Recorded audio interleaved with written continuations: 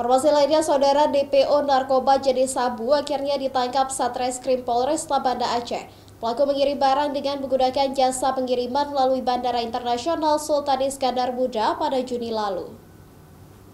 Sesudah diburu oleh polisi, akhirnya pelaku diringkus di Medan. Pelaku ditangkap karena terlibat kasus pengiriman sabu 10 kg kepada salah satu pemesan di Kebonjeruk, Jakarta Barat.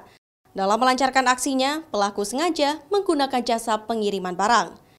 Setelah dikeluarkan DPO, berkat kerjasama antara masyarakat dan pihak kepolisian, pelaku berhasil diamankan di Medan, Sumatera Utara. Sementara barang bukti yang telah lama disita telah dimusnahkan di Polda Aceh.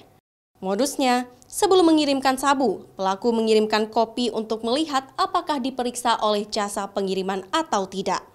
Baru pelaku melancarkan aksinya untuk mengirimkan narkotika jenis sabu kepada pemesan.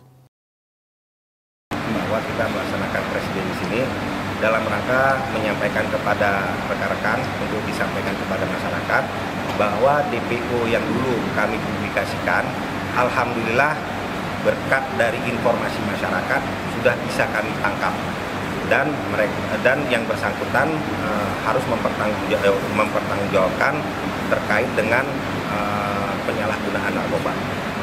Kini pelaku ditahan di Polresta Banda Aceh untuk pemeriksaan lebih lanjut dan kelengkapan berkas perkara.